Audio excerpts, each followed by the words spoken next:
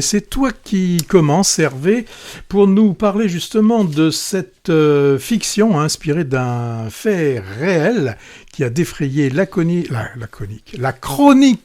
il y a quelque temps. Le film, c'est La femme la plus riche du monde. On est chez les ultra riches, à la fin des années 80. Madame, businesswoman avisée, est à la tête d'un empire industriel familial de cosmétiques.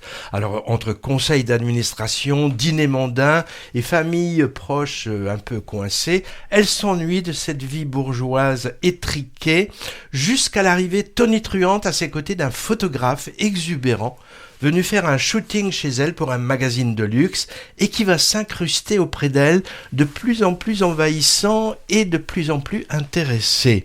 Aux grandes dames de sa famille, mari, fille et gendre, impliqués eux aussi dans l'entreprise. Alors les noms L'Oréal, Liliane Bettencourt, effectivement la femme la plus riche du monde à l'époque, ou François Bagné, n'apparaissent à aucun moment, mais on reconnaît évidemment la fameuse histoire qui avait défrayé la chronique judiciaire des années 2010, procès entre mère et fille, puis procès de l'intrigant.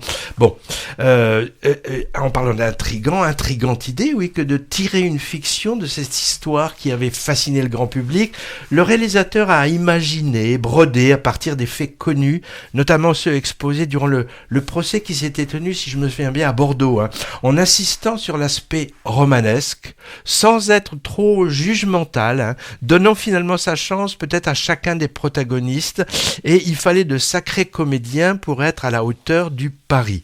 Et dans les rôles principaux, Isabelle Huppert et Laurent Lafitte font des étincelles, donnant, je trouve, tout son sel au film. Alors elle, impériale, en bourgeoise qui se lâche, avec son fameux jeu d'actrice calibré au millimètre, elle incarne la notion d'abus de faiblesse avec une grande force, et ambiguïté, comme souvent dans les rôles qu'elle interprète. Laurent Lafitte, lui, il en fait des tonnes. Moi, pour mon plus grand plaisir, je sais que toi, tu trouvais qu'il en faisait un peu trop, Patrick, très drôle, en dandy graveleux, survolté, profitant sans scrupule des largesses de la dame pour sponsoriser son train de vie et ses velléités artistiques pendant des années. Et puis il balance au passage des vérités familiales qui font mal.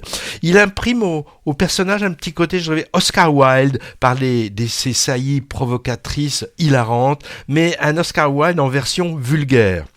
Alors, l'alchimie apparente entre les deux interprètes, qui ont dû bien s'amuser à tourner toutes ces scènes, sert véritablement le propos du film, qui raconte finalement une sorte de coup de foudre, une relation d'amitié-amour improbable, voire plutôt une relation filiale, parentale. Il est 25 à 30 ans plus jeune qu'elle et affiche ostensiblement son homosexualité, donc une relation amoureuse paraît bien improbable, même s'il y a un jeu là-dessus de la part des deux.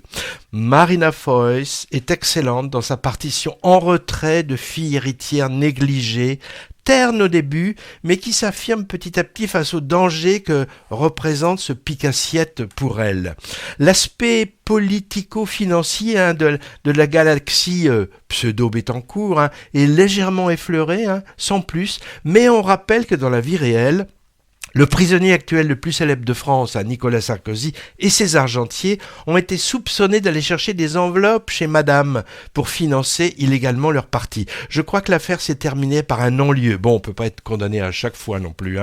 Alors, il s'agit du 6e ou 7e long métrage de Thierry Cliffat, scénariste et réalisateur on va dire inégal, souvent habitué aux histoires de famille et habitué à diriger également des grandes dames du cinéma français, Deneuve, plusieurs fois.